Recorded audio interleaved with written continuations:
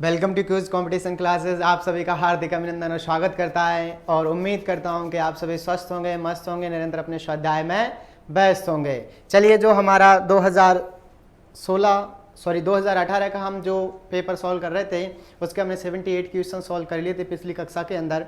आज हम 79 से फिर पुनः शुरुआत करते हैं। तो एक बार पुनः आप सभी का हार्दिक अभिनंदन। सभी तुरंत जुड़ जाइए और इससे जो आरपीएससी आरएएस का जो सीरीज चल रही है उसका आप सभी भरपूर आनंद लें। आगामी परीक्षाओं के लिए आपके लिए बहुत ही कारगर साबित होगी, ये मेरा विश्वास है, क्योंकि हर बार रिपीटेड क्वेश्चन देखने को मिलते हैं और आरएएस से ही आपकी अन्य जो भर्ती परीक्षाएं हैं उनमें भी ये क्वेश्चन देखने को आपको मिलेंगे। तो चलिए शुरुआत करते हैं आज के इस कक्षा का।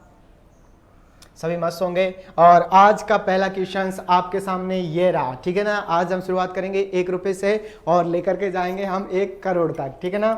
तो चलिए बताइए, राजस्थान में स्वावलंबन योजना का मुख्य उद्देश्य है, इसका मुख्य उद्देश्य क्या था? निर्धन महिलाओं, विधवाओं, परिपक्वताओं, परियक्ताओं, ग्रामीण महिलाओं के जीवन स्तर में सुधार करना, बेरोजगार महिलाओं को प्रशिक्षण प्रदान करना, अनुसूचित जाति जनजाति पिछड़ा वर्ग की बेरोजगार बालिकाओं को शिक्षण प्रदान करना, असंगठित क्षेत्र में रोजगार प्रदान करना। इसका जो उद्देश्य था वो था कि जो निर्धन महिलाएं हैं, विधवाएं हैं और परित्यक्ताएं हैं, उनको ग्रामीण महिलाओं के जीवन स्तर में सुधार करना ही इसका स्वावलंबन योजना का मुख्य उद्देश्य था। Option A is correct. पहले की शुरुआत ए के साथ, ठीक है। चलिए नेक्स्ट क्वेश्चन 80। पश्चिमी राजस्थान में गरीबी कम करने के लिए चलाए जाने वाले कार्यक्रम एम पावर किसके द्वारा समर्थित है, यानी ये किसके द्वारा चलाया जा रहा है? एशियन विकास बैंक एडीबी के द्वारा, दूसरा जापान अंतर्राष्ट्रीय सहयोग एजेंसी जीका के द्वारा, केंद्रीय विकास के लिए अंतर्राष्ट्रीय आईएफएडी तथा रतन टाटा ट्रस्ट के द्वारा, कैनेडियन अंतर्राष्ट्रीय विकास एजेंसी सीआईडी के द्वारा। तो इसको जो चलाने का काम कर रहा था, सभी जवाब देने का प्रयत्न करें। बिल्कुल ऑप्शन 3 इज करेक्ट, ठीक है। ये कृषि विकास के लिए अंतर्राष्ट्रीय कोष और आईएफएडी एवं रतन टाटा ट्रस्ट के द्वारा चलाया जा रहा है। आगे बात करूं मैं 81 की। राजस्थान में पहली बार निम्न में से किस परियोजना में फव्वारा सिंचाई व्यवस्था को अनिवार्य रूप से लागू किया गया था? देखिए, प्रबंध सिंचाई परियोजना से पिछली बार क्वेश्चन पूछा गया था कि किन किन जिलों में जाती है, तो यह जाती है आपके कोटा, बारां और झालावाड़ के अंदर। किसके अंदर? झालावाड़ के अंदर प्रबंध सिंचाई परियोजना से सिंचाई की जाती है, ठीक है ना। तो और तकली की बात करें, तकली परियोजना कहाँ की है? कोटा की। हमने कल परियोजनाओं को विस्तृत पढ़ लिया था, इसलिए चर्चा नहीं करेंगे। और जो पूछा गया है, सिंचाई व्यवस्था अनिवार्य रूप से नर्मदा कैनाल परियोजना पर संचालित है। मैं थोड़ा सा यहाँ पर धौलपुर लिफ्ट नाम आया है, ऐसे ही आपके पास में आ जाए चंबल इंदिरा गांधी लिफ्ट नहर। कौन सा? इंदिरा गांधी लिफ्ट नहर। इंदिरा गांधी लिफ्ट नहर का संबंध किस जिले से है? इंदिरा गांधी लिफ्ट नहर का संबंध पूछता है तो सवाई माधोपुर और करौली के साथ में आता है, क्योंकि इंदिरा गांधी नहर का, जब हम इंदिरा गांधी नहर को पढ़ते हैं तो इंदिरा गांधी के में हम सीधा, चलिए थोड़ा सा बात कर लेते हैं। जब हम राजस्थान के संदर्भ में इंदिरा गांधी की बात करते हैं तो इंदिरा गांधी नहर हमें यहाँ पर देखने को मिलती है, जो पंजाब के हरिकेन बैराज से निकाली जाती है और यहाँ से यहाँ तक की जो इसकी लंबाई है मुख्य फीडर नहर की, वो 204 किलोमीटर है, ठीक है ना, मसीतावली तक, ठीक है ना। और यहाँ से ये गंगानगर से लेकर के यहाँ तक आती है और यहाँ पर होता है गडरा रोड बाड़मेर तक, ये सिंचाई सुविधा प्रदान करती है। इस पर 7 लिफ्ट नहरें निकाली गई हैं, ठीक है ना। हम बात करें इसकी, तो इसका नाम तो क्या है? इंदिरा गांधी नहर परियोजना। इसे ही हम बोल देते हैं IGNP, इंदिरा गांधी नहर परियोजना, ठीक है ना। तो इसका संबंध पूछता है तो किन जिलों से आता है? तो गंगानगर, हनुमानगढ़। हम सीधा ऑप्शन के साथ में जाते हैं, गंगानगर हनुमानगढ़ के साथ में, ठीक है ना। और वहीं अगर आपको पूछ लेता है इंदिरा गांधी लिफ्ट नहर का संबंध किसके साथ में आता है? तो इंदिरा गांधी लिफ्ट नहर की बात करूं तो मैं, ये हमारा राजस्थान, इंदिरा गांधी लिफ्ट नहर करौली सवाई माधोपुर में देखने को मिलती है। कहां पर? करौली सवाई माधोपुर में। सवाई माधोपुर में। इसको तो बोलते हैं इंदिरा गांधी लिफ्ट नहर। ये शब्दों का थोड़ा सा ध्यान रखें, इंदिरा गांधी लिफ्ट नहर, ठीक है ना। और इसकी नदी पूछ लेता है तो नदी कौन सी है, चंबल नदी पर बनाई गई है। ये इतना आप याद रखना। कल हमने बात की थी परवन को लेकर, तो परवन की जब हम बात करते हैं तो परवन हमें कहाँ देखने को मिलती है, ये हमें हाड़ौती क्षेत्र में देखने को मिलती है। कहाँ कहाँ पर, कोटा, बारां और झालावाड़। झालावाड़ के अंदर कौन सी देखने को मिलती है, तो ये देखने को मिलती है हमें परवन लिफ्ट नहर, परवन लिफ्ट नहर, ठीक है ना।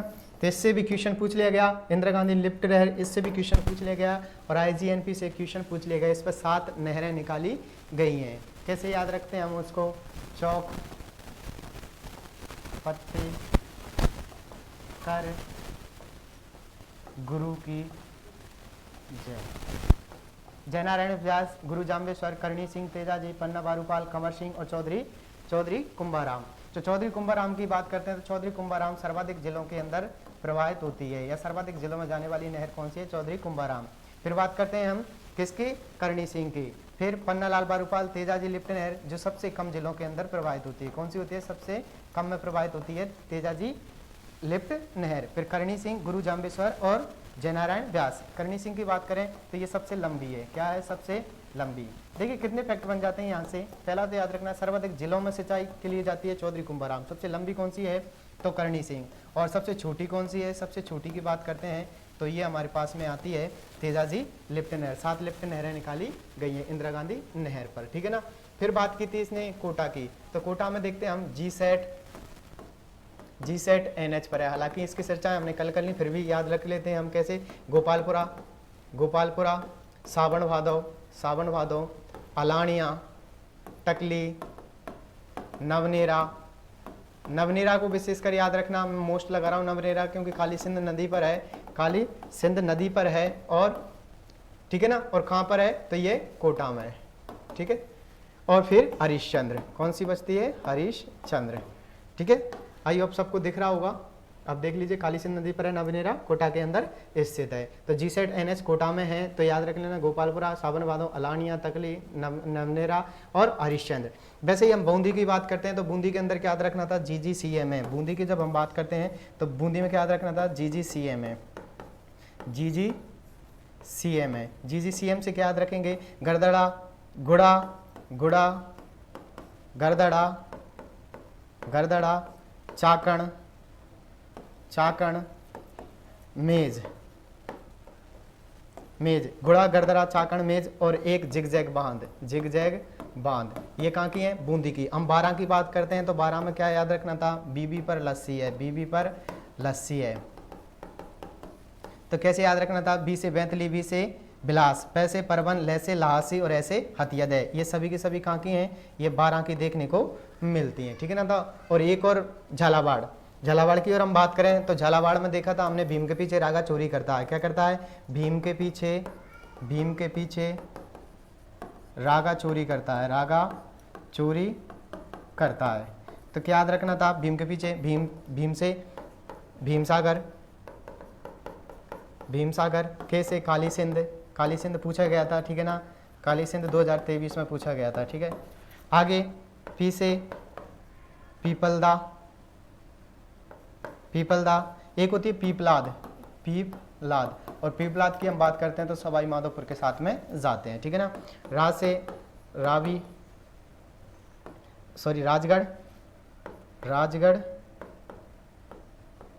राजगढ़, गै से घाघरीन, चो से चोली, री से रीवा और एक और रह गई यहाँ पर 6 से छापी।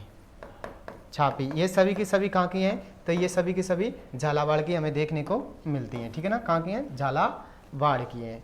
और सरेरी बांध पूछा जाता है कई बार, सरेरी बांध कहाँ पर है, तो ये आपका भीलवाड़ा के अंदर है। और एक और पूछा जाता है शुक्र तालाब कहाँ पर है, तो शुक्र तालाब अकबर के द्वारा बनवाया गया, ये नागौर के अंदर है। कहाँ पर है, नागौर के अंदर है, ठीक है ना। तो ये कुछ महत्वपूर्ण जो सिंचाई परियोजना है उनसे क्वेश्चन बनते हैं, उन सभी को हमने कंप्लीट कर लिया। चलिए वापस आते हैं अपने क्वेश्चन पर। और क्वेश्चन क्या पूछ रहा है कि इनमें से किस परियोजना पर बूंद बूंद या फव्वारा सिंचाई परियोजना लागू की गई है? तो जो नर्मदा सिंचाई परियोजना है उस पर बूंद बूंद और फव्वारा सिंचाई परियोजना शुरू की गई है। ठीक है, चलिए नेक्स्ट। निम्नलिखित में से कौन सा एक गैर सेल्यूलोजी रेशे का उदाहरण है? इनमें से कौन सा है जो गैर सेल्यूलोजी का उदाहरण है? वो है आपका नायलॉन। कौन सा है? नायलॉन। चलिए 83 में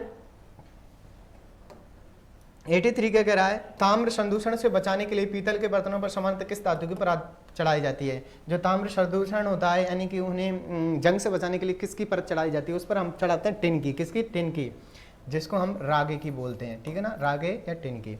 पारा उच्च आवृत्ति UHF की तरंगें साधारणतः संचारित की जाती हैं।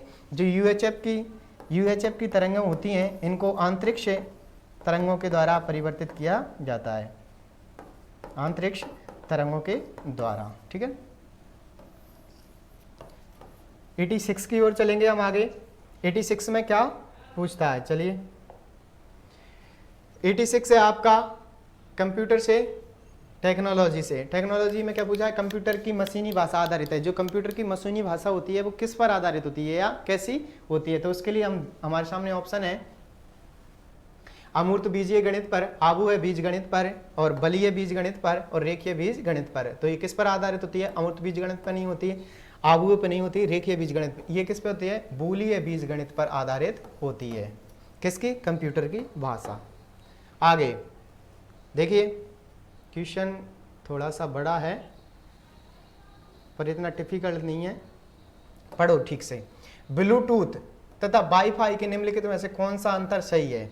ब्लूटूथ 2 गीगाहर्ट्ज रेडियो आवृत्ति पट्ट प्रयुक्त करता है, जबकि वाईफाई 2.4 अथवा 5 आवृत्ति प्रयुक्त कर सकता है। बिल्कुल, ब्लूटूथ केवल बेतार स्थानीय क्षेत्रीय जाल के लिए WLAN के लिए प्रयुक्त होता है, जबकि वाईफाई केवल बेतार विस्तृत क्षेत्र के लिए भी प्रयुक्त होता है।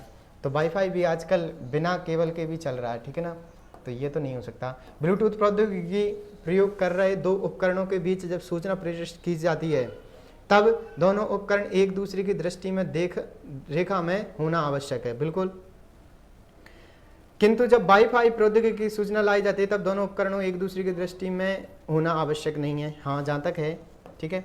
इस संदर्भ में दोनों कथन ब्लूटूथ 2 रेडियो आवृत्ति प्रयुक्त करता है, जबकि वाईफाई 2.4 अथवा 5 आवृत्ति पट्ट प्रयुक्त कर सकता है। जब ब्लूटूथ केवल बेतार स्थानीय क्षेत्रीय जाल के लिए प्रयुक्त होता है, जबकि वाईफाई केवल विस्तृत क्षेत्रीय जाल के लिए प्रयुक्त होता है। वाईफाई विस्तृत के लिए नहीं होता, कहीं लिमिटेड सीमाएं भी इसकी रहती हैं। तो इसके लिए सबसे बेस्ट आंसर है हमारा ब्लूटूथ आवृत्ति 2.4 वाला, यानी कि ऑप्शन ए इज करेक्ट 87 में। ठीक, नेक्स्ट चलते हैं हम। ये देखिए बहुत अच्छा, इसरो के केंद्र हैं और उनके स्थान हमें बताना है। मैंने कहा था इसरो मोस्ट बन जाती है, इसरो से सभी बार क्वेश्चंस पूछे गए हैं। विक्रम साराभाई अंतरिक्ष केंद्र त्रिवेंद्रपुरम VSSC, ये केरल के अंदर है। बिल्कुल, और एक और याद रखना, Satish Dhawan space centre SDSC, ये कहाँ है? हरिकोटा में। कहाँ पर है? हरिकोटा में। आगे UR राव उपग्रह केंद्र बंगलुरु कर्नाटक में है। बिल्कुल सही है। राष्ट्रीय सुदूर संवेदन केंद्र ये हैदराबाद तेलंगाना में है। राष्ट्रीय सुदूर संवेदन केंद्र NRSC हैदराबाद तेलंगाना में है। भारतीय सूर्य संवेदन संस्थान IIRS ये देहरादून उत्तराखंड में है, यानी एक दूसरे के अपोजिट है। तो दो ही सम्मिलित है हमारे A और B। कितने सम्मिलित हैं? A और B, क्योंकि NRC का मुख्यालय कहाँ पर है? तेलंगाना, हैदराबाद तेलंगाना, और राष्ट्रीय सुदूर संवेदन IIRS का है देहरादून उत्तराखंड में। SDSC का कहाँ पर है? श्री हरिकोटा। नेक्स्ट है, देखिए निम्नलिखित में से कौन सा पॉली हर्बल उत्पाद रक्षा संगठन DRDO द्वारा विकसित किया गया था? तो ये कौन सा था? नाक डोरना। उस समय चर्चाओं के अंदर भी रहा था। आगे बात करूं मैं क्वेश्चन 90 की, भारत का पहला दृश्य सीमा से परे। देखिए अब की बार भी पूछा गया था अस्त्रों से लेकर के, और इस बार भी पूछा गया है। इस बार पूछा गया था, जो हमारी बात करते हैं हम थोड़ी सी 2023 के क्वेश्चन को लेकर। 2023 के क्वेश्चन में हमसे पूछा गया था कि जो तेजस विमान है, तेजस विमान है, इसके द्वारा एक मिसाइल है, कौन सी? अस्त्रा। कौन सी? अस्त्रा। और अस्त्रा कौन सी मिसाइल है? अस्त्रा वह मिसाइल है जो दृश्य सीमा से परे, दृश्य सीमा से परे हवा से हवा में मार करने वाली, हवा से हवा में मार करने वाली मिसाइल है, वाली मिसाइल है। कौन सी? तो तेजस में कौन सी है? अस्त्रा। अस्त्रा क्या है? हवा से हवा में मार करने वाली मिसाइल है। इसी प्रकार से पूछा भारत का पहला दृश्य सीमा से परे यानी बिहाइंड विजुअल रेंज, ये भी बिहाइंड विजुअल रेंज थी। हवा से हवा में मार करने वाली स्वदेशी है, अभिकल्पित डिजाइन एवं रक्षा अनुसंधान और विकास संगठन DRDO द्वारा विकसित प्रेक्षापा शास्त्र है। तो जो कौन सी बनाई गई थी, जो स्वदेशी थी, वो स्वदेशी थी हमारी अस्त्र। कौन सी? अस्त्र। नेक्स्ट बात करते हैं हम क्वेश्चन नंबर 91 की। किसकी? Question number 91। और 91 क्या कह रहा है? देखिए ये पुराना क्वेश्चन है। PSLV PC-37 के द्वारा एक ही उड़ान में 15 फरवरी 2017 को सफलतापूर्वक कितने ग्रह उस समय किए गए थे? 104। मैं थोड़ा सा और बात कर लेता हूँ, हालांकि हमने कल इनकी बात कर ली थी कि जो आपके 3 चंद्रयान, दूसरा आदित्य L1 के बारे में आप याद रखना, ये सूर्य ग्रह के लिए भेजा गया है और सूर्य ग्रह पर L1 पॉइंट पर जाकर के स्थापित होगा और वहाँ से सूर्य की जानकारियाँ जुटाएगा।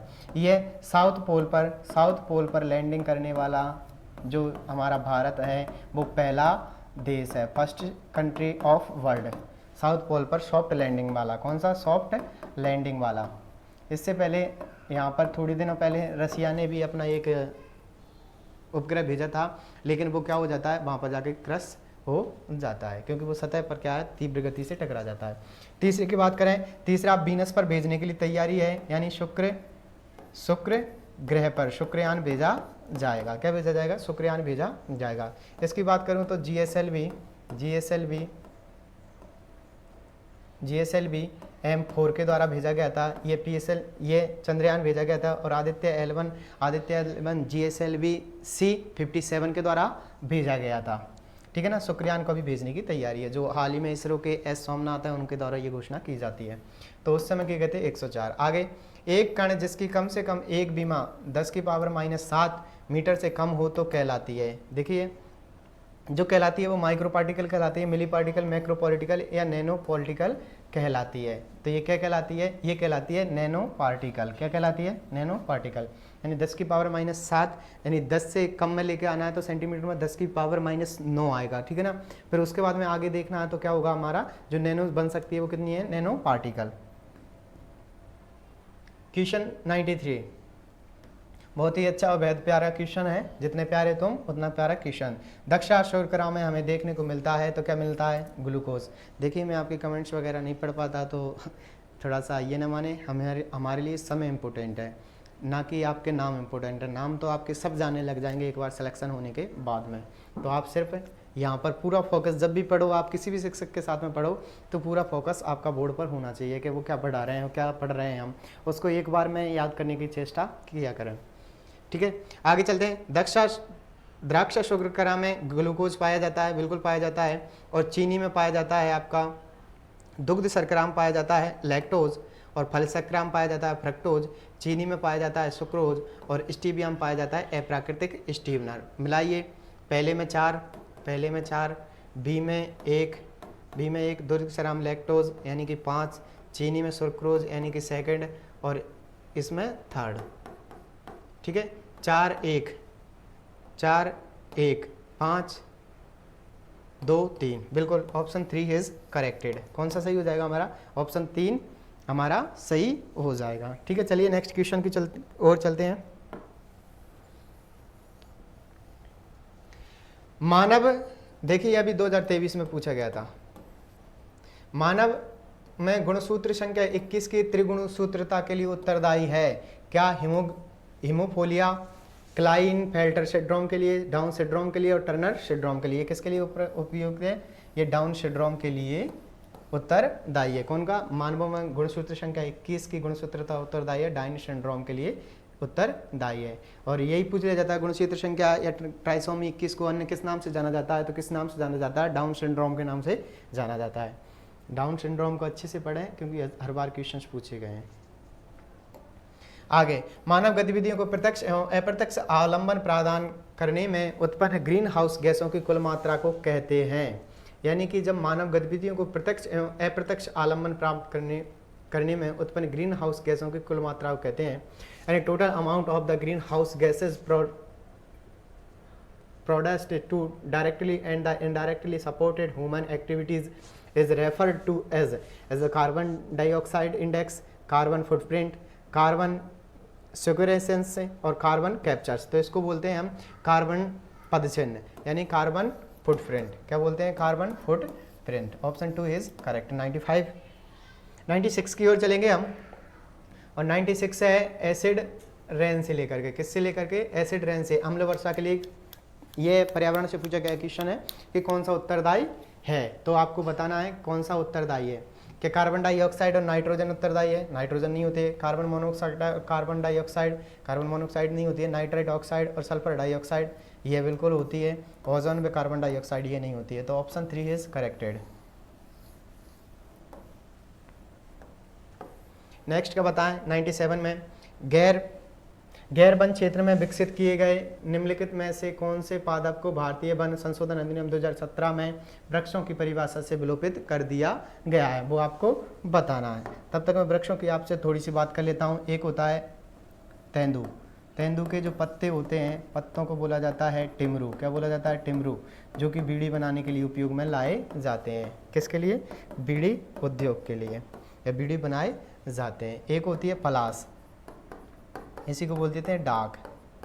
इसे बोला जाता है जंगल की ज्वाला। क्या बोला जाता है? जंगल की ज्वाला।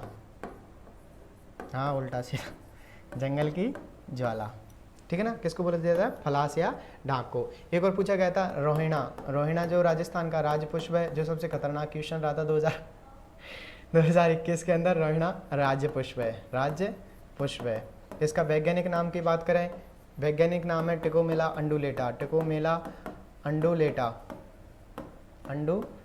ठीक है ना? और एक और बात करते हैं हम खेजड़ी की। किसकी? खेजड़ी की। खेजड़ी का वैज्ञानिक नाम क्या है? खेजड़ी का वैज्ञानिक नाम है प्रोपेसिस सिनेनेरिया। क्या है? प्रोपेसिस सिनेनेरिया, प्रोपेसिस सिनेनेरिया, ठीक है ना? और इसकी हम बात करें, इनको दर्जा कब दिया गया था? 1983 के अंदर दिया गया था, ठीक है ना? तो ये कुछ चीज़ें याद रखनी। एक और महुआ को याद रख लेना। महुआ के जो फूल होते हैं, महुआ के फूल होते हैं, उससे बनाई जाती है शराब, और जो उसकी छाल होती है, उस छाल से बनाई जाती है औषधि। क्या बनाई जाती है? औषधि। यानी आपको पी करके नीचे भी गिरा देगी और ऊपर भी उठा सकती है। घुटनी वुटनी टूट जाए तो फिर उसके लिए ठीक कर सकती है, ठीक है ना? तो महुआ को आप याद रखना, ठीक है? आगे चलते हैं, हम बांस की बात करते हैं। बांस, तो बांस को 2017 के अंदर क्या किया था? बांस को 2017 के अंदर वृक्षों की श्रेणी से समाप्त कर करके घास की श्रेणी में डाल दिया था। और याद रखना, विश्व की सबसे लंबी घास भी किसे माना जाता है? विश्व की सबसे लंबी घास माना जाता है बांस को। किसको? बांस को। मैं आगे एक और बात करूं घासों से लेकर के, बहुत अच्छा क्वेश्चन बनता है कि किस क्षेत्र में कौन सी घास देखने को मिलती है। जैसे हम इधर की बात करते हैं जैसलमेर में, तो इधर देखने को मिलती है शेवण, लीलोन, धामण, करण, अंजन, ये सभी के सभी क्या हैं? घासों की किस्में हैं। ये इधर देखने को मिलती है। बांस देखने को मिलता है हमें बांसवाड़ा के अंदर। कहाँ देखने को मिलता है? बांसवाड़ा के अंदर, ठीक है ना? हम आगे और बात करें, यहाँ पर टोंक सवाई माधोपुर में हमें देखने को मिलती है कौन सी? जो इत्र बनाने के लिए प्रयोग में लाई जाती है, जिसे हम खस घास के नाम से जानते हैं, ठीक है? और यहाँ पर चुरूम के अंदर हमें देखने को मिलती है, चुरूम में देखने को मिलती है मोचिया घास। कौन सी घास? मोचिया घास। मोचिया घास के बारे में याद रखना कि जो हमारे कुरंज पक्षी, उनकी जो पैर फंसने की वजह से उनकी मृत्यु हो जाती है। और ये ताल छापर जो अभ्यारण्य है, ताल छापर अभ्यारण्य चुरू के अंदर, उसमें देखने को मिलती है। ताल छापर किसके लिए प्रसिद्ध है? तो कृष्ण मृग के लिए प्रसिद्ध है। किसके लिए प्रसिद्ध है? कृष्ण मृगों के लिए या काले हिरणों के लिए प्रसिद्ध है। तो ये कुछ महत्वपूर्ण घासें थी जिनसे आपको क्वेश्चन बनते हैं, ठीक है ना? चलिए आगे हम बात करें तो किसकी बात कर रहे थे? वृक्षों की परिभाषा से विलोपित कर दिया गया है। किसको परिवर्तित कर दिया गया है? बांस को परिवर्तित कर दिया गया है। अगर क्वेश्चंस बनते हैं वृक्षों से तो इतने ही बनते हैं। एक और याद रख लेना, खैर का वृक्ष। क्या? खैर का वृक्ष। खैर के वृक्ष से क्या बनाया जाता है? खैर के वृक्ष से बनाया जाता है कत्ता। और कत्ता बनाने का काम कौन करती है? कथोड़ी जनजाति। कौन सी जनजाति? कथोड़ी जनजाति कार्य करती है। किससे? खैर के वृक्ष से, ठीक है? चलिए, ज़्यादा लंबी हो जाएगी क्लास। आगे, डीएनए फिंगरप्रिंट का आधार है धीरज जोग, मूल अनुक्रम की त्रुटियां, डीएनए प्रतिकृति, डीएनए बहुरूपता। तो आप याद रखना डीएनए पॉलीमोर्फोरिज्म है, जो डीएनए की यानी कि डीएनए की बहुरूपता है वो डीएनए फिंगरप्रिंट का आधार होती है। आगे चलते हैं हम। राष्ट्रीय बीजीय मसाला केंद्र, राष्ट्रीय बीजीय मसाला अनुसंधान केंद्र स्थित है, कहां पर स्थित है? क्या दुर्गापुरा जयपुर में? दुर्गापुरा में आप याद रखना रारी, कौन सा? रारी। राजस्थान एग्रीकल्चर रिसर्च इंस्टीट्यूट, इसका मुख्यालय कहां पर है? तो ये हमें देखने को मिलता है दुर्गापुरा जयपुर में। बीचवाल बीकर में खजूर व बेर अनुसंधान केंद्र है, कौन सा? खजूर व बेर अनुसंधान केंद्र है, कहां पर? बीचवाल बीकानेर के अंदर। और जबकि हम बात करते हैं डूमाडा अजमेर, देखिए राष्ट्रीय बीजीय मसाला का नाम आता है तो तवीची आता है, लेकिन उन्होंने क्या किया, तवीची का नाम ना दे करके डूमाडा का, लेकिन हमें अजमेर देखना था तो डूमाडा उसी के पास में है, तो इसका सही ऑप्शन क्या हो जाएगा? तो राष्ट्रीय बीजीय मसाला अनुसंधान केंद्र कहाँ पर है? तो ये तवीची में। कुछ और मसल हम बातें कर लेते हैं, जैसे पहला मसाला केंद्र फर्स्ट स्पाइस पार्क कौन था? तो ये जोधपुर के अंदर है, कहाँ पर है? मंडोर जोधपुर में, ठीक है ना, जोधपुर का। सेकंड की बात करते हैं तो सेकंड आ जाता है आपका कोटा के अंदर, सेकंड स्पाइस पार्क कोटा के अंदर आ जाता है। और मैं बात करूंगा आपसे चावल अनुसंधान केंद्र कहाँ पर है? चावल एवं मक्का अनुसंधान केंद्र कहाँ पर है? तो ये आपका बांसवाड़ा के अंदर देखने को मिलता है। बाजरा अनुसंधान केंद्र की बात करें तो ये आपका बाड़मेर के अंदर देखने को मिल जाता है। राष्ट्रीय सरसों अनुसंधान की बात करूं तो ये सेवर भरतपुर के अंदर देखने को मिलता है। राष्ट्रीय सरसों अनुसंधान केंद्र कहाँ पर मिलता है? सेवर भरतपुर के अंदर देखने को मिल जाता है। चलिए क्वेश्चन नंबर 100 की तरफ चलते हैं। क्वेश्चन नंबर 100 क्या कहता है? चलिए बहुत अच्छा क्वेश्चन है, सभी जवाब देने का प्रयत्न करेंगे। मैं थोड़ा सा फास्ट कर देता हूँ, लेकिन तुम तुम्हारी स्पीड को फास्ट सा रखें। निम्न में से कौन सा कथन कंपोस्ट के संदर्भ में सही नहीं है? कौन सा कथन है जो कि कंपोस्ट के संबंध में सही नहीं है, वो हमको बताना है। देखिए क्वेश्चन दिख रहा है, दिख रहा है चार बच्चों, ठीक। इसमें जैव निम्नीकरण कचरे का अपघटन गड्ढे में होता है, बिल्कुल एक गड्ढा बनाया जाता है, उसमें कचरे को डाला जाता है और उसका अपघटन उस गड्ढे के अंदर होता है, ठीक है ना। आगे बात करूं, इसमें कार्बनिक पदार्थ तथा पोषक पदार्थ अधिक मात्रा में होते हैं, बिल्कुल कार्बनिक पदार्थ और पोषक पदार्थ क्या होते हैं? अधिक मात्रा में होते हैं।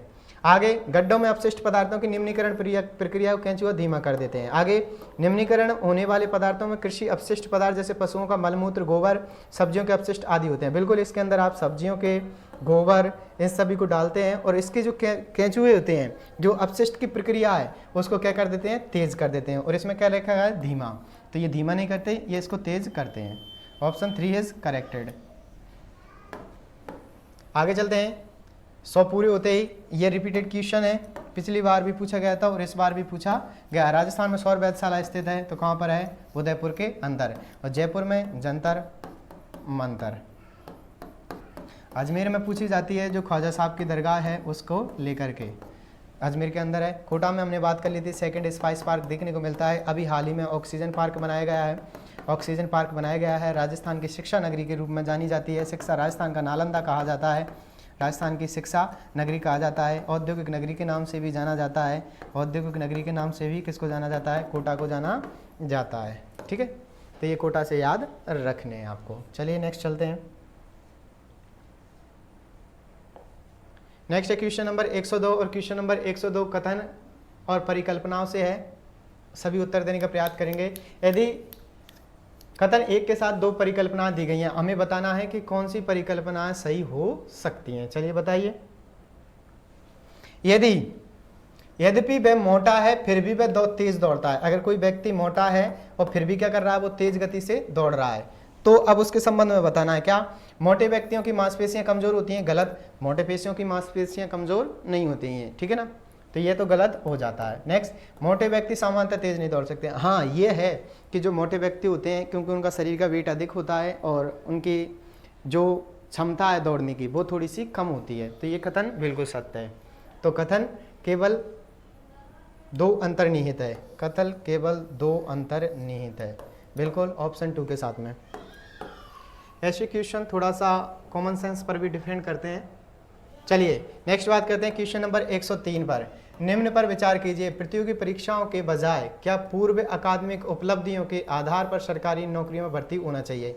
यानी ये बात कर रहा है कि आपने कौन सी डिग्रियां कर रखी हैं या आपने क्या शिक्षा योग्यता हासिल कर रखी है, उसके आधार पर क्या लोगों को नौकरी दे देनी चाहिए कि ये आपकी नज़रों में उचित है या नहीं है, अब ये हमें देखना है। ठीक है, चलिए तर्क है, हाँ ये उन अभ्यर्थियों के लिए लाभप्रद है जो प्रतियोगी परीक्षाओं का व्यय सहन नहीं कर सकते, लेकिन उनके लिए तो नुकसान प्रदान करेंगी, उनके लिए तो नुकसान प्रदान करेंगी जो क्या है, जो अपने पास योग्यताएं रखते हैं। क्या रखते हैं? योग्यताएं रखते हैं, लेकिन किसी कारणवश से उन्होंने क्या किया कि अच्छे नंबर नहीं आ पाए थे, लेकिन योग्यताएं रखते हैं, तो इस कंडीशन में ये खराब हो जाएगा कि परीक्षाओं का व्यय सहन करने में असमर्थ है। ये गलत है। नहीं, आप भर्तियों का आधार पूर्व अकादमिक उपलब्धियों को नहीं बनाया जा सकता, बिल्कुल सही है। यानी जो आपकी पूर्व अकादमिक शिक्षा है उसको आप आधार नहीं बना सकते, किसका? इन भर्तियों की करवाने में, क्योंकि पूर्व अकादमिक पर तो हम ये नहीं कह सकते कि उनके अंदर कैसी योग्यताएं रही हैं, कैसा काम किया होगा। नेक्स्ट है, क्योंकि विश्वविद्यालय के मूल्यांकन में एक समानता। बिल्कुल, विश्वविद्यालय जब आपकी कॉपियाँ चेक करते हैं तो कॉपी के अंदर वो अपने डिफेंड से यानी कि मूड के हिसाब से भी नंबर दे देते हैं, तो ये ज़रूरी नहीं है क्योंकि सभी के अंदर मूल्यांकन समान हो। तो कथन किसके साथ चलना है? क्या पूछ रहा है हमसे? कौन से तर्क मजबूत हैं? तो केवल कौन सा तर्क मजबूत है? केवल 2 तर्क मजबूत है कि आप पूर्व अकादमिक परीक्षाओं के आधार पर उन्हें जॉब नहीं दे सकते या नौकरी नहीं दे सकते।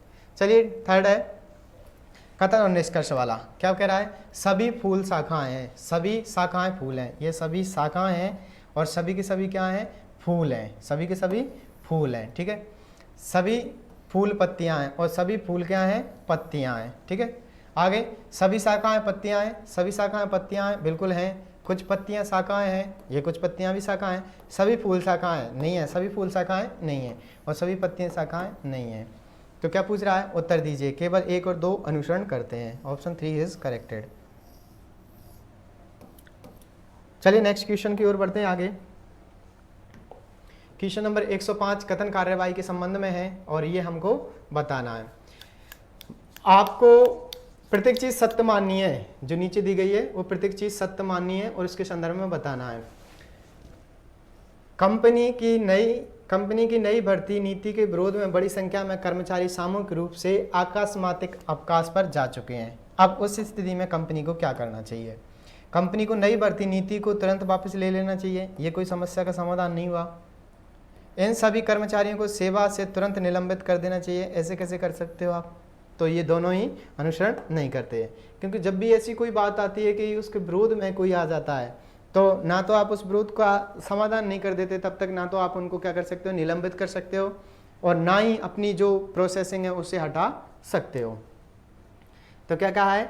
ना कौन से अनुसरण करते हैं? तो ना तो 1 अनुसरण कर रहा है और ना 2 अनुसरण कर रहा है। Option 3 is corrected. Next question की ओर बढ़ेंगे। नीचे दी गई आकृति में त्रिभुजों की संख्या और समांतर चतुर्भुजों का अंतर ज्ञात कीजिए। ये था आपके लिए स्टार, यानी इस पर मिला था बोनस, यानी कोई भी ऐसा त्रिभुज और समांतर चतुर्भुजों का जो ऑप्शन दिए गए हैं उनमें नहीं था। चलिए नेक्स्ट, यदि 4 + 5 - 2 = 33 है, 10 + 2 12 - 5 है तो 119 होगा, और 6 + 8 - 3 होगा तो कितना होगा? ये हमको ज्ञात करना है। ठीक है, समय तो अधिक नहीं हो जाएगा सर। ठीक है, मैं जल्दी जल्दी बताता चलूँगा, आप इनको और अच्छे से सॉल्व कर लेना। क्या पूछ रहा है कि 4 + 5 = 9, 9 - 2 = 33 है, 10 + 12 22, 22 + 5 = 17, 17 = 119 है, 6 + 8 14, 14 - 3 11, 11 बराबर हमको ज्ञात करना है कि क्या आएगा। तो 11 बराबर आएगा हमारे पास में 73। क्या आएगा? 73। चलिए नेक्स्ट क्वेश्चन की ओर आगे बढ़ते हैं। Question number 108। क्वेश्चन नंबर 108 क्या कह रहा है कि वर्ग श्रेणी है बाय बी बटा W W D S U F S H, इसको हमें ज्ञात करना है। इसमें क्या था कि देखिए, जब हम यूसीडी पढ़ते हैं तो यू और एस में अंतर है, डब्ल्यू इनमें यानी कि एक एक संख्या को या एक एक वर्ड को छोड़ करके इसको रखा गया है। जिसी प्रकार से जिसके बीच में सी और डी, डी के बाद में ई, इसके बाद में एफ, एफ के बाद में जी, जी के बाद में एच, एच के बाद में फिर क्या आएगा? आई, आई के बाद में क्या आएगा? जे। तो फिर आगे ऐसे ही देखते हैं, बाय, बाय के बाद W, W, you, you, S, S के बाद में एक वर्ड छोड़ के क्या आएगा, क्यू, क्या आएगा, क्यू, और लास्ट में जी, क्या आएगा लास्ट में, जी, 7। ठीक है, तो 108 में ऑप्शन 4 इज करेक्टेड। इनमें से असंगत को पहचानना है कि इनमें से कौन सा असंगत है, ADCB, MPON, BX by W और SBT। अभी इतना टाइम है नहीं कि इनको सॉल्व कर सकें, फिर भी याद रखना BX बाय W, आप इनको और आसानी से सॉल्व कर सकते हैं। चलिए आगे बात करूं मैं, एक कूट भाषा में LEWN नस हसी प्लो का अर्थ है सी हिज बिगिनिंग कॉफी, यानी कि यहाँ पर आपको कुछ नहीं करना था, यहाँ पर ये सिमिलरिटी देखनी थी कि किस वर्ड में जैसे सिमिलरिटी होती है। जैसे मैं बात करूँ ब्रिंगनिंग, तो ब्रिंगनिंग यहाँ पर भी आ रहा है, यहाँ पर भी आ रहा है। अब इनमें से एक शब्द है जिसका मतलब ब्रिंगिंग निकलेगा, यहाँ पर टी आ रही है, यहाँ पर कॉफ़ी आ रही है, तो कॉफ़ी के लिए भी एक शब्द है जो इसमें है और जो इसमें भी है। जैसे मैं बात करूँ इसके लिए, तो नस, तो नस है, तो नस को हम कॉपी बोल सकते हैं, क्या बोल सकते हैं, कॉपी बोल सकते हैं, क्योंकि दोनों में सिमिलरिटी रखता है। ब्रिंगनिंग की बात करते हैं, तो चलिए देखते हैं पहले, बर नहीं है इसके अंदर तो ये नहीं होगा, सुट नहीं है इसके अंदर, लीव है इसके अंदर और पिलो है, तो सुट है वो किसके लिए, ब्रिंगनिंग के लिए प्रयोग हो जाएगा, ब्रिंगनिंग के लिए क्या हो जाएगा, प्रयुक्त हो जाएगा। ठीक है ना, दो शब्द तो हमारे पास में हो जाते हैं। अब आगे बात करूं मैं, यहाँ पर टी, टी के लिए आप यहाँ देखें, यहाँ पर भी टी के लिए आप देखें, यहाँ पर सुट, सुट देखना है आपको, सॉरी यहाँ पर इसका मतलब नहीं होगा, ये लीव का मतलब होगा ब्रिंगनिंग और सुट का मतलब होगा टी, क्या होगा, सुट का मतलब टी। अब बचा हमारे पास में कौन से, LMI और NAS, तो NAS इधर कहीं नहीं दे रखा, तो अब पूछा उसने ही के लिए कौन सा शब्द प्रयोग किया जाएगा, तो ही के लिए कौन सा प्रयोग किया जाएगा, इसमें से देखें हम, ही के लिए, तो ही के लिए बर, क्या दिया जाएगा, ठीक, option A is corrected. Next बात करूं मैं आपसे, एक श्रीमान जी हैं, श्रीमान जी ए बी से मिलते हैं, श्रीमान जी ए किससे मिलते हैं, बी से मिलते हैं, बी एक पुत्र शी और एक पुत्री डी का पिता है, बी है वो किसका है, बी एक पुत्र शी और डी का पिता है, यानी कि इसके पुत्र हैं बी के पुत्र हैं सी और डी, कौन, सी और डी, ठीक है ना। और ई ए की माता है, ई ए की माता है, इसकी माता कौन है, ई, ठीक है, इसकी माता कौन है, ई। तो ये दोनों आपस में अभी मिले नहीं, मिले हैं, और ई ए की माता सी विवाहित है, सी कौन है, विवाहित है, यानी इसकी भी शादी हो और रखी है। ठीक है, अभी देखते हैं इसकी शादी किसके साथ हुई थी।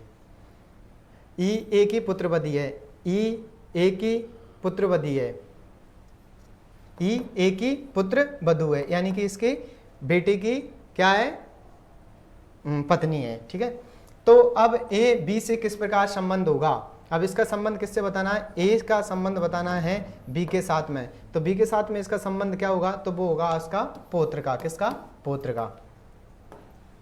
चलिए नेक्स्ट 112, यदि x y z प्राकृतिक संख्या है तो समीकरण x y z 6 के विभिन्न संख्याओं की संख्या क्या होगी, वो हमें ज्ञात करनी है। जैसे x plus y plus z बराबर क्या आ रहा है, 6, क्या आ रहा है, 6, तो विभिन्न हलों की संख्या क्या होगी, तो हमें प्राप्त होगी 7, कौन सी, 7।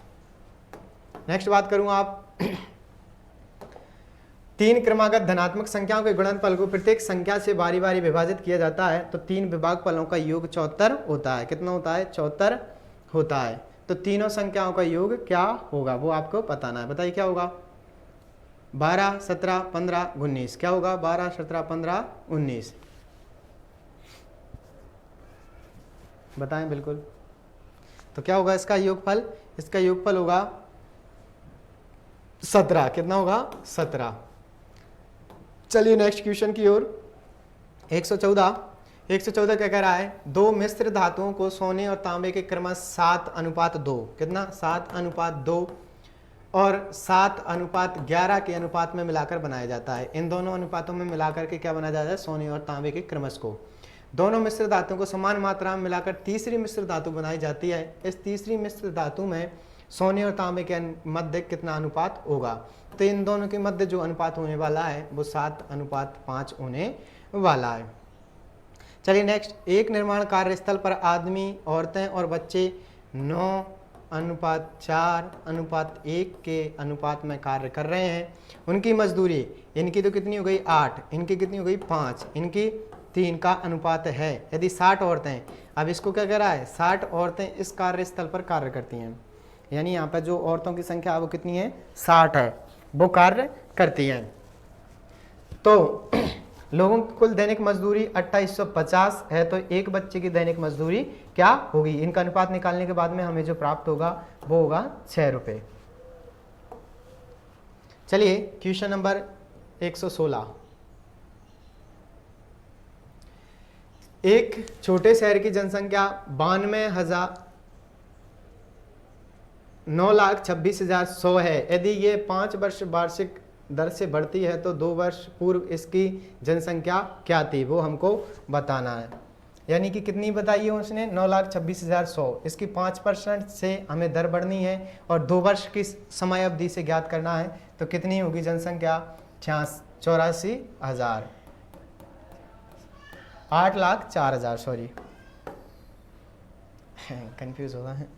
आगे चलिए, एक निश्चित राशि पर 10%, निश्चित राशि पर 10% वार्षिक दर से 2 वर्ष के लिए चक्रवृद्धि ब्याज और साधारण ब्याज का अंतर 874 है। कितना है, 874 है, तो राशि ज्ञात कीजिए। तो राशि आ जाएगी हमारे पास में, कितनी आ जाएगी,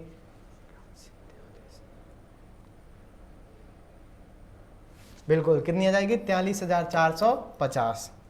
वेरी गुड। आगे क्वेश्चन नंबर 118, एक राशि निश्चित चक्रवृद्धि ब्याज दर में 3 गुना हो जाती है। कितनी हो जाती है, 3 गुना हो जाती है। आगे 9 वर्षों में ये राशि मूल राशि की k गुना हो जाती है, तो k का मान ज्ञात करना है। किसका मान ज्ञात करना है, k का मान ज्ञात करना है। तो ये कितने वर्षों में k का मान, निश्चित राशि चक्रवृद्धि ब्याज दर पर 3 वर्ष में दोगुनी हो जाती है, तो k का मान हमारे पास में आएगा 8। ठीक, हाँ इनको और सॉल्व कर लेना आप, क्योंकि समय कम रहता है तो इस वजह से। चलो ठीक है, फिर भी कभी कोशिश करेंगे इनको सॉल्व अच्छे से कराने की। प्रश्न संख्या 119-20, निम्न तालिका पर आधारित जो एक शहर में पंजीकृत वाहनों की संख्या लाखों में दर्शाती है। देखिए कार हैं, उनके वर्ष 91 2000 और 2010 से 11 के मध्य, बस, ट्रक, स्कूटर, अन्य कुल। किस, इससे संबंधित 2 क्वेश्चन हैं 19 और 20 वाला। किस वाहन में 2000 से 2001 और 11 तक के न्यूनतम प्रतिशत वृद्धि हुई है, यानी किस में है न्यूनतम प्रतिशत वृद्धि देखने को मिलती है।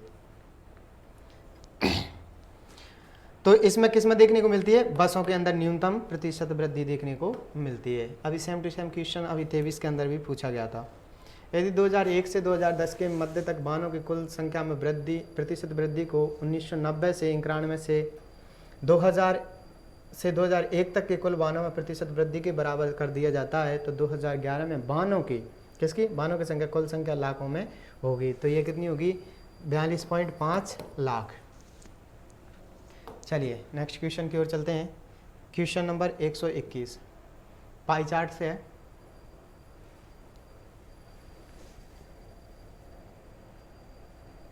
क्या पूछ रहा है, एक परिवार के 2018 के जून और जुलाई माह में, किसमें, जून और जुलाई माह में विभिन्न मदों में व्यय और उसकी बचत का विवरण पाई चार्ट में दर्शाया गया है।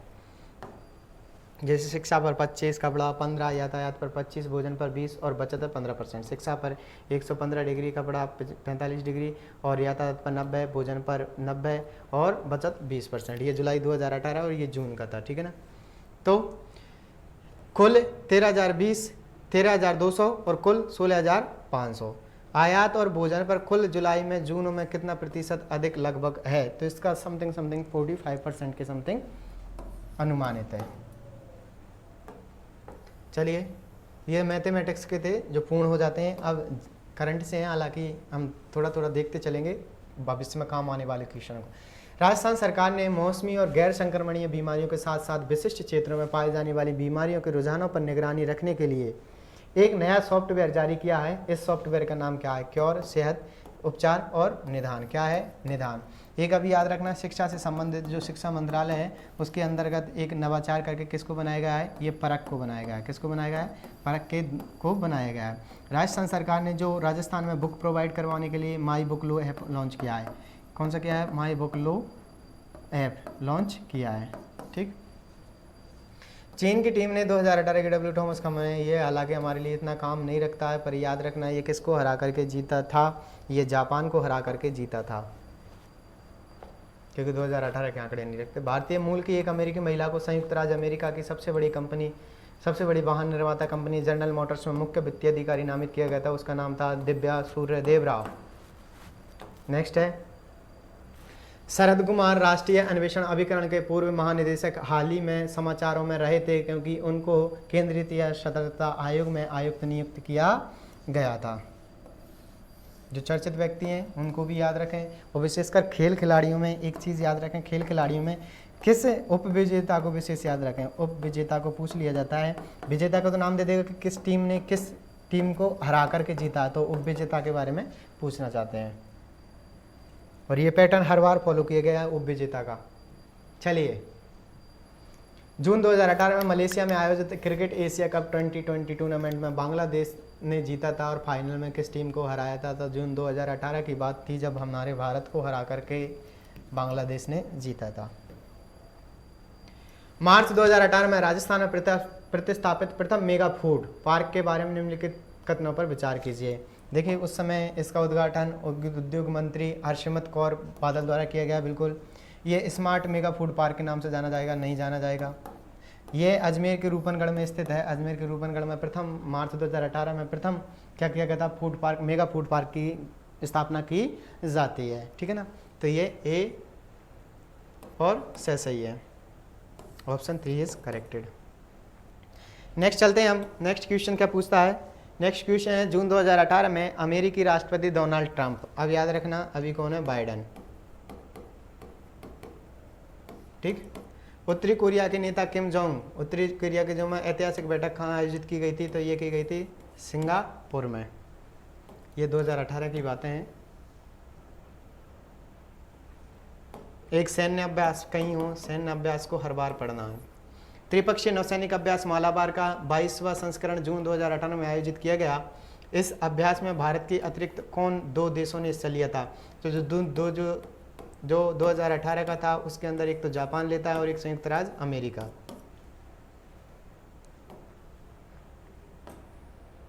चलिए नेक्स्ट, 130 7 सामाजिक मानकों के आधार पर अपनी पंचायतों को स्टार रैंकिंग देने के लिए हरियाणा सरकार ने 7 स्टार ग्राम पंचायत इंद्रधनुष योजना की शुरुआत की।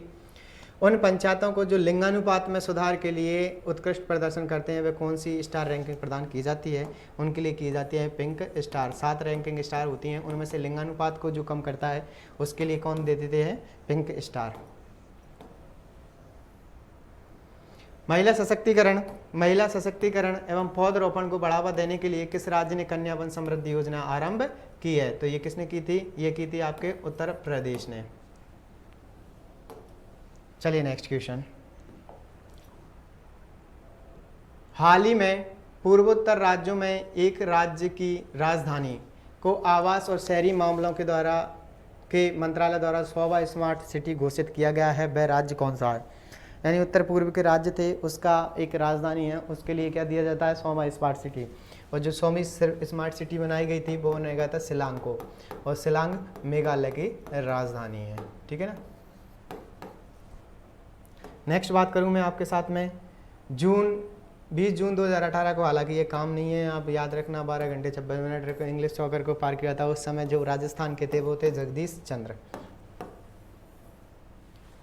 भारत सरकार ने 2022 तक कितनी सौर ऊर्जा क्षमता हासिल करने का लक्ष्य रखा था, तो 100 गीगावाट का।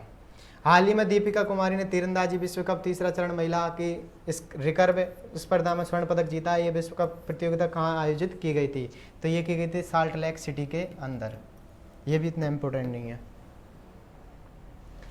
ये थोड़ा सा इम्पोर्टेंट है क्योंकि जस्टिस इंदु मल्होत्रा की नियुक्ति के बाद भारत के उच्चतम न्यायालय सुप्रीम कोर्ट में न्यायाधीशों की महिला की संख्या 2 हो गई थी। एक तो कौन हो गई, जस्टिस इंदु मल्होत्रा, एक तो जस्टिस इंदु मल्होत्रा यानी कि पहली थी। ठीक है ना, नियुक्ति के बाद उच्चतम न्यायालय में की संख्या 2 हो गई है, यानी कि ये सेकंड थी इंदु मल्होत्रा। तो दूसरी महिला न्यायाधीश कौन थी, तो दूसरी थी आपके बिल्कुल जस्टिस आर भानुमति। कौन थी, जस्टिस आर भानुमति। आगे, हाल ही में पाकिस्तान का यूसुफ सलीम उस समय समाचारों में रहा था क्योंकि वो एकमात्र पहले दृष्टिबाधित न्यायाधीश थे, इस वजह से वो चर्चाओं में रहे थे।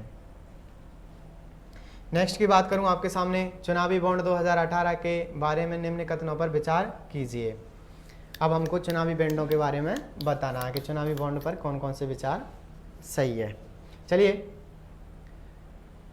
राजनीतिक दलों को मिलने वाले चंदे की प्रक्रिया को पारदर्शी बनाना इस योजना का उद्देश्य है। बिल्कुल पारदर्शी बनाओ आप। चुनाव आयोग द्वारा मान्यता प्राप्त केवल वह राजनीतिक दल चुनावी बॉन्ड प्राप्त कर सकता है जिन्होंने पिछले लोकसभा या राज्यसभा विधानसभा चुनावों में न्यूनतम 2% मत हासिल किए हैं, नहीं किए। बिल्कुल गलत है ये तो।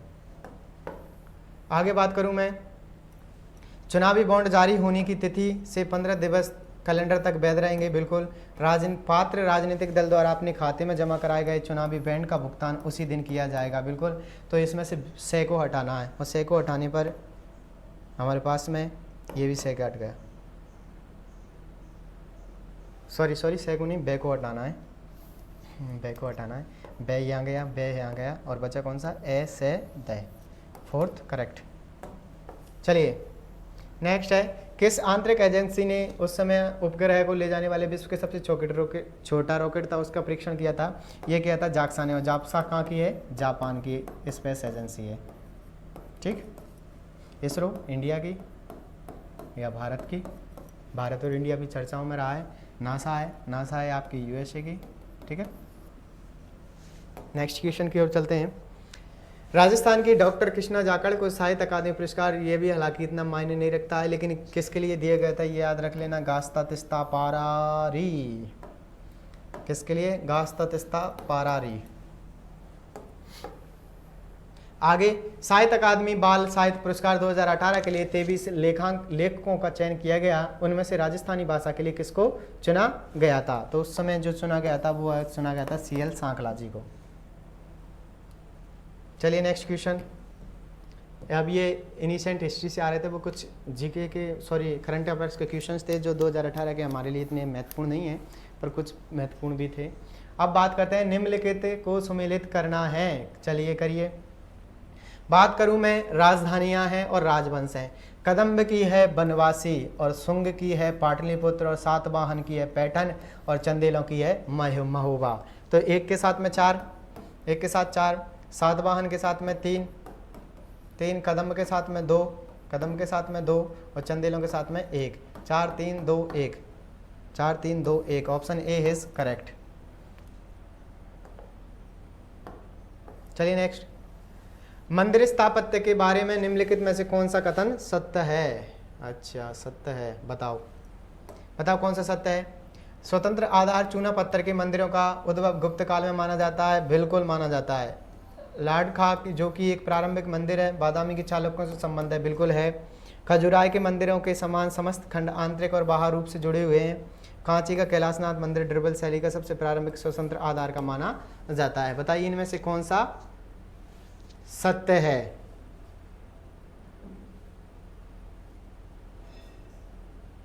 बिल्कुल कौन सा सत्य है? ये तीसरा वाला असत्य है, बाद बाकी सभी के सभी सत्य हैं। क्या है? सभी के सभी सत्य हैं। ठीक है, तो इतना याद रखना है। आपका क्वेश्चन नंबर 143 में कौन सा हो जाएगा? ये खजुराहो के मंदिर के जो समस्त खंड हैं आंतरिक और बाह्य रूप से जुड़े हैं, ये ऐसा नहीं है। शैली का सबसे प्रारंभिक स्वतंत्र आधार का मंदिर है। ये जुड़े हुए हैं, ये इसके साथ में क्या है? जुड़े हुए हैं। लेकिन जो आपका फोर्थ क्वेश्चन है, कांची का कैलाश मंदिर द्रविड़ शैली का सबसे प्रारंभिक आधार माना जाता है, नहीं माना जाता इसको।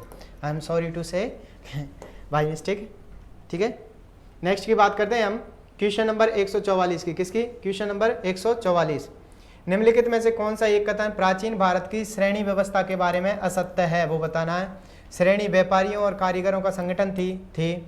उत्पादित वस्तुओं की गुणवत्ता और कीमत संबंधित श्रेणियों द्वारा निर्धारित की जाती है। बिल्कुल। श्रेणी अपने सदस्यों के आचरण पर भी नियंत्रण करती थी। देखिए, जो श्रेणी व्यवस्था थी वो अपने सदस्यों के आचरण पर नियंत्रण करती, वस्तुओं की गुणवत्ता और कीमत पर निर्धारित करती, और श्रेणी व्यापारियों व कारीगरों का संगठन थी। ये श्रेणी व्यवस्था के तीनों लक्षण थे। ये श्रेणी व्यवस्था मात्र उत्तर भारत के साथ साथ किसमें भी थी? दक्षिण भारत में भी थी। किसमें थी? दक्षिण भारत के अंदर भी थी, यानी कि यह गलत हो जाएगा।